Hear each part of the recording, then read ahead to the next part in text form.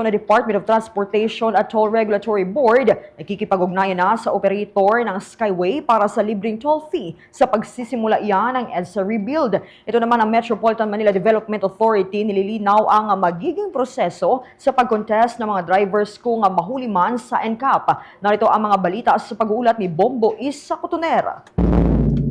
Nakikipag-ugnayan na ang Department of Transportation sa Toll Regulatory Board para tukuyin ang mga posibleng hakbang na makatutulong sa pag-agapay sa inaasahang pagkalugi ng kumpanyang may-ari ng Skyway System bunsod ng planong pansamantalang libreng toll fee sa piling bahagi ng Skyway Stage 3 habang isinasagawa ang konstruksyon para sa EDSA Rebuild Project. Ayon sa Department of Transportation, nauunawaan nila na ang pansamantalang pagsasaayos na ito ay maaaring magdulot ng pagkalugi sa operator ng Skyway. Bilang tugon, pinag-aaralan ng Department of Transportation at Toll Regulatory Board ang mga opsyon upang mabigyan sila ng kaunting ginhawa, kabilang ang posibilidad na pagpapalawig ng kanilang concession agreement sa pamahalaan. Inaasahan ng departamento ang pagkakaroon ng bayanihan kasama mga pribadong sektor upang kahit papano ay mapagaan ang pasanin ng mga motorista at pasahero habang patuloy na pinagbubuti ang EDSA.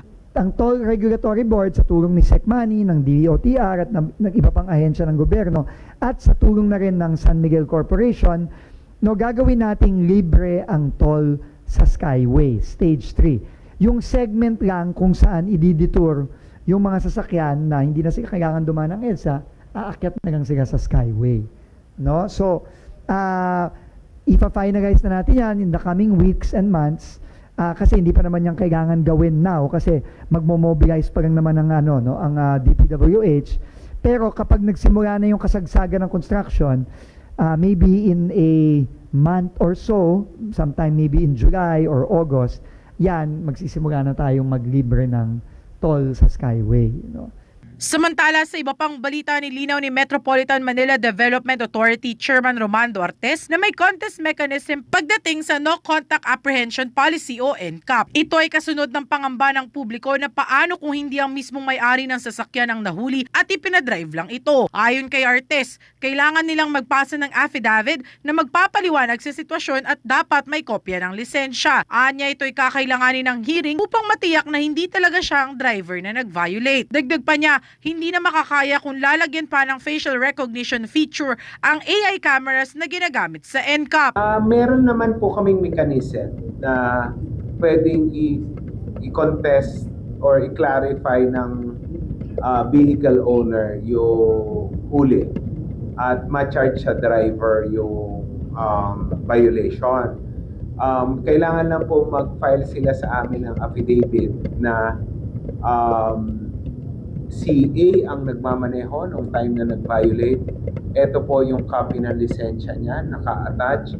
At pero dapat po may affidavit din ng driver admitting na siya ang nagmamaneho para maiwasan po yung pag-coerce sa driver at yung paggamit sa kanila as fall guy. At yan po will require a hearing to make sure na hindi po naaargabyado naman yung mga drivers po natin. Kung mag-employ pa po kami ng facial recognition, parang masyado na pong stretch yan. Mula sa MMDA Office, Lungsod ng Pasig, para sa Bombo Network News. Bombo Isa Cotonera, nag-uulat para sa number 1 and most trusted radio network in the country, Bombo Radio Philippines. Basta Radyo, Bombo!